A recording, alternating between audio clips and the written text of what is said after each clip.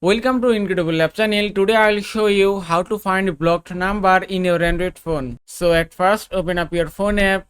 Now from here if you want to block this number, just tap here, then tap on this icon, and here at the bottom you can see block option, then just tap on block, then tap on block again to confirm it, and it's blocked successfully. Now if I delete this number, now if you want to find your blocked number, just tap on three dots, then tap on settings.